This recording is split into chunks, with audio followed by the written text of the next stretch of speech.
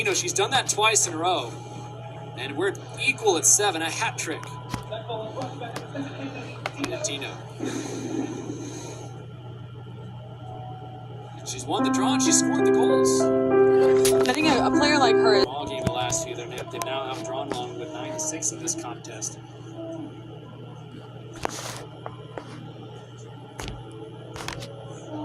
And Long will change things up a little bit. We're in 7-all here. And that one. Let's go to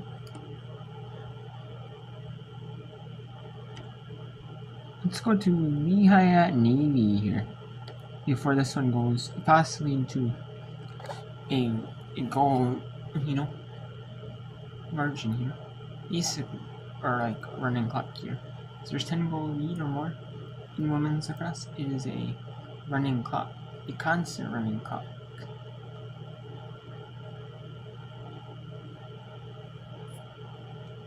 And it's going to be a constant running clock, pretty much.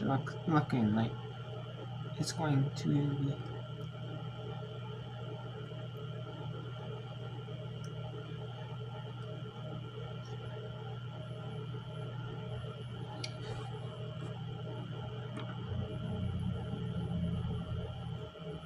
Steffen's guilty of the foul. It'll put Snow at the top of the 12. She'll pull it back out here for the Mountain Hawks. Meminger controls here on the near. Exchanges with Snow. Will continue to play catch.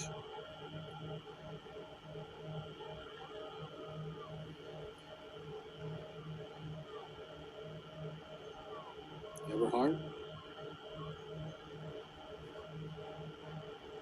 Giglio with the save for the Mids. Good job there by the freshman at the top of the crease.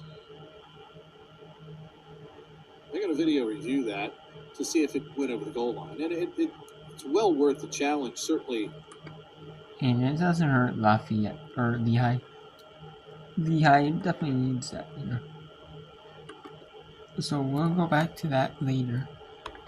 But let's go to the Metro Atlantic Athletic Conference,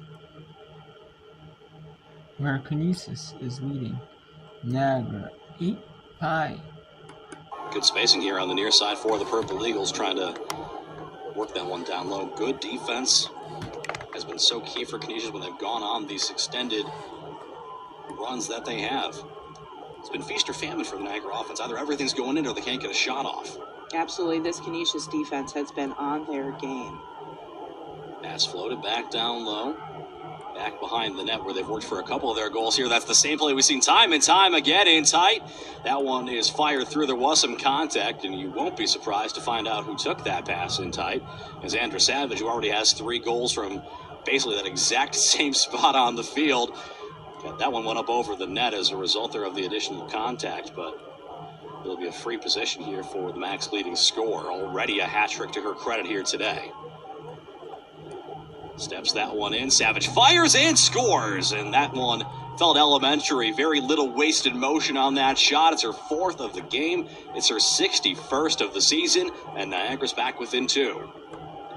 Yeah, that looked like she took 2 or 3 steps in and fired it again, like we were talking about, right from the middle.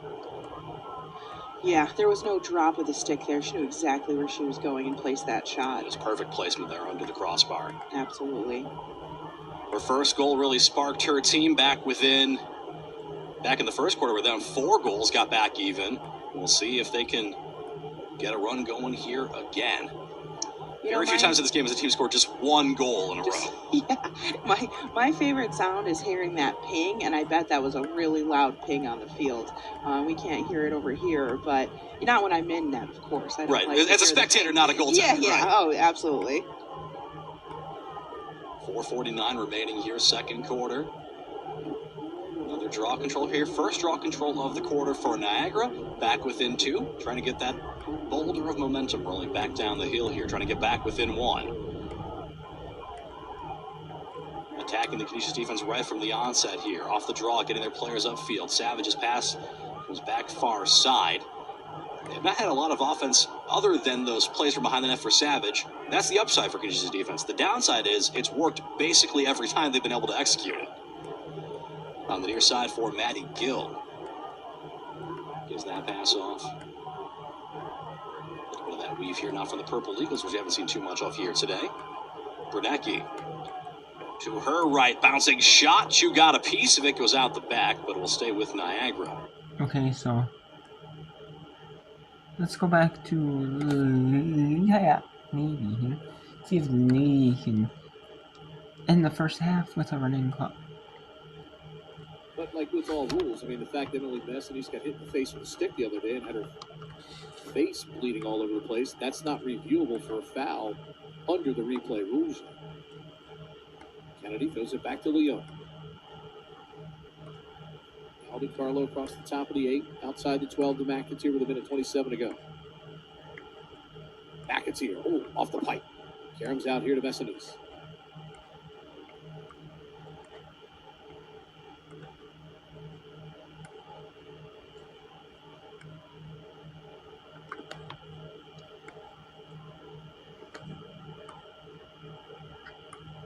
Fabio, top of the 8.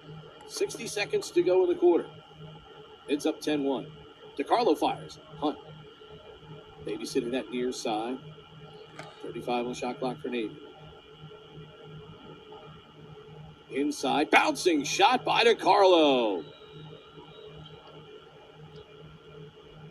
And now Navy has a running clock. Torrey DiCarlo. And that's probably going to be the first half for Navy here. The rest have to do their job. And that'll probably be the end of the first half for Navy. 11-1. Navy's going to end the first half with the running clock. Cut without the ball. William Caesar. And DiCarlo able to put it home.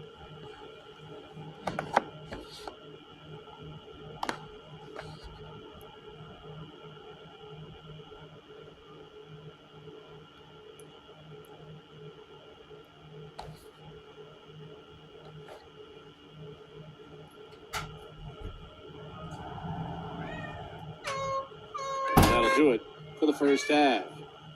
Sensational half by Navy. No Army hangover at all. Bids leading at 11-1 as we go to the break. You're watching Navy Lacrosse on the Navy Sports Network. And it's Navy Women's Lacrosse. Here are these peoples. 11-1 Navy leads. And we got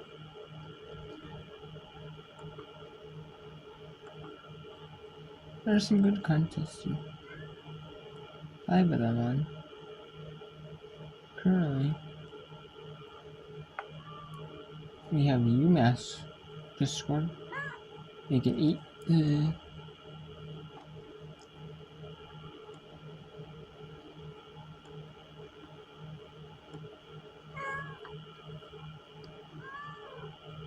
Let's see, it's 9-8.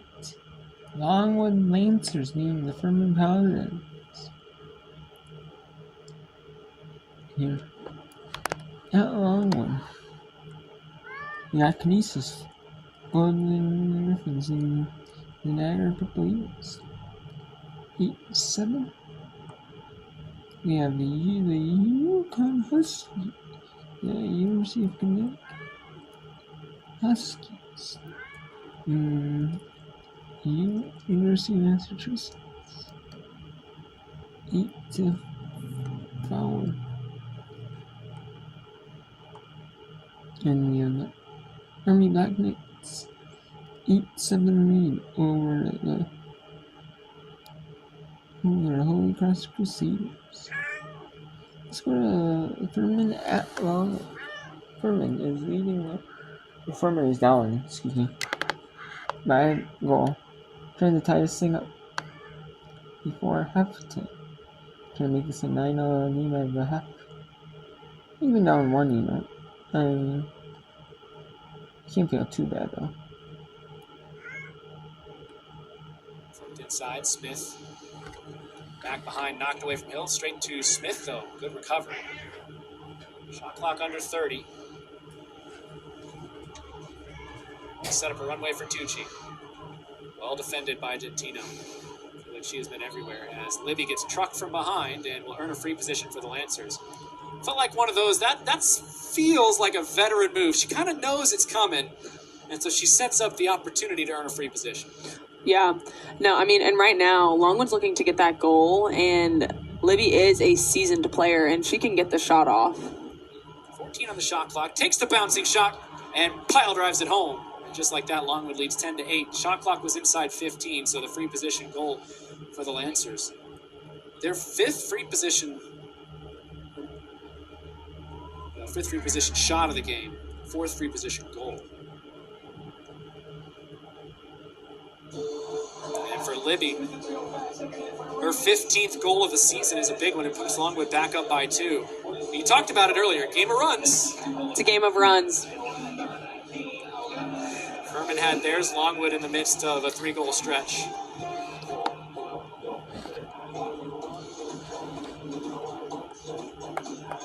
And Conant's had some success in the circle against Sophie Shaw.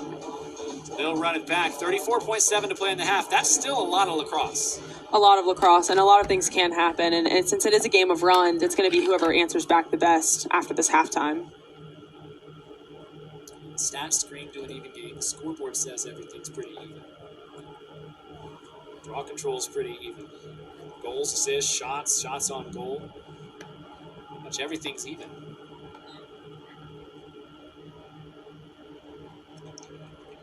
An opportunity here for Furman. Gentino on the move. Make that Bazelis on the move. Big collision.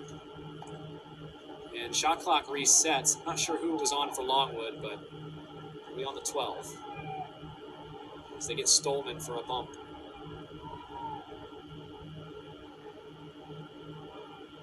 "12 seconds to play in the half.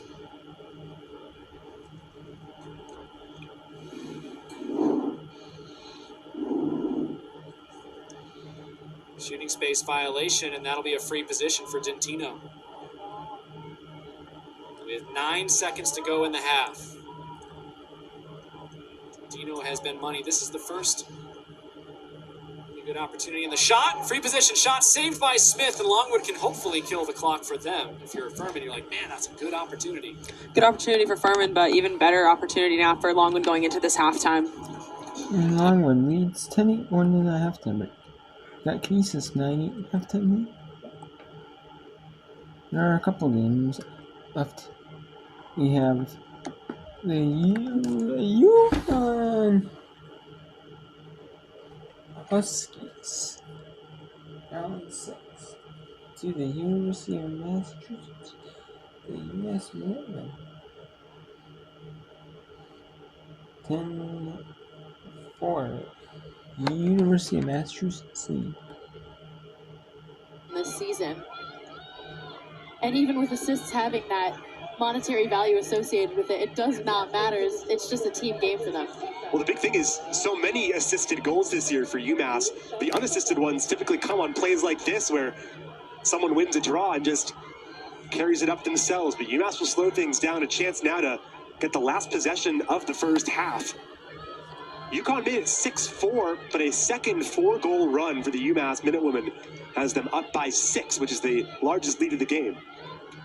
Those draws have been absolutely killer for UConn, as well as those transitions being shut off in the middle of the field. Don't think we've seen as much from a UConn offensive perspective. A try down low, Morris kick save and sent wide. Yeah, Morris itching for that 5th of the day. It's lined up at the top, trying to just break out from the defense.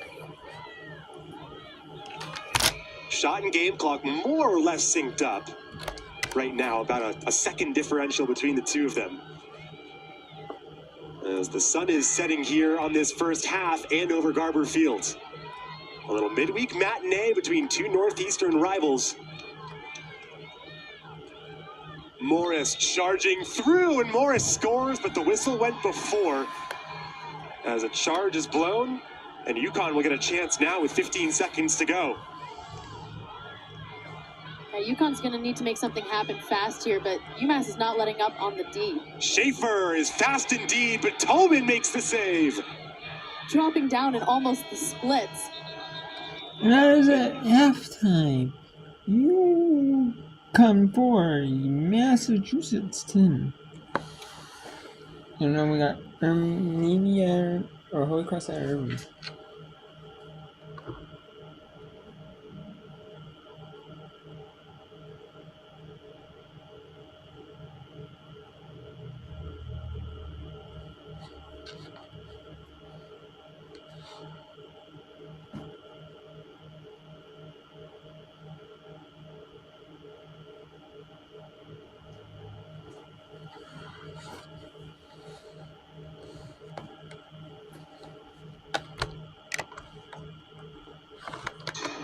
Moves in Garayak. Hammer scores!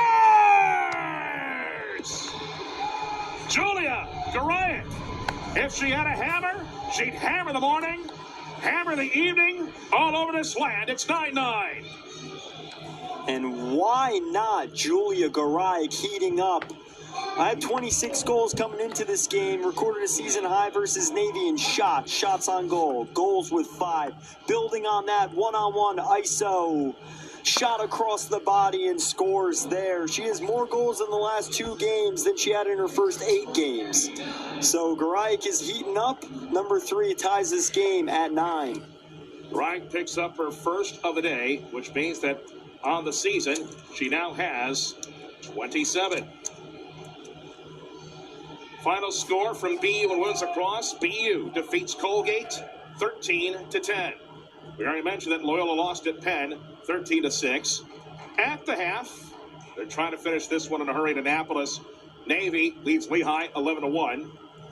And this one has just started at Bucknell. Lafayette has the opening goal a couple of minutes in. That's big news for Army if Lehigh is trailing, because Lehigh is 1 game out in Patriot League standings behind Army in this tournament standings. We point out that Army cannot clinch a playoff spot tonight with a win over Holy Cross alone. Holy Cross is already in.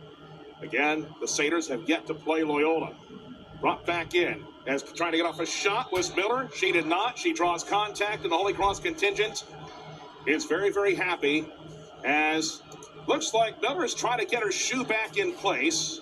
No, this is not Back to the Future 2. There are no power laces. Massey has been told to have a seat. Mention now Crusaders are in that position. Army playing desperate in a tight contest. But for the Crusaders, barring how the last few seasons have gone, this has got to be sweet to be in the double-digit category in wins.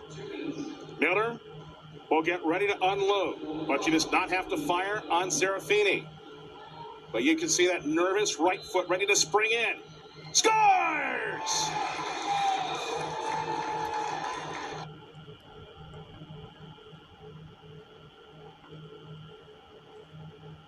You all rest are at halftime here. And this is the only game not at halftime.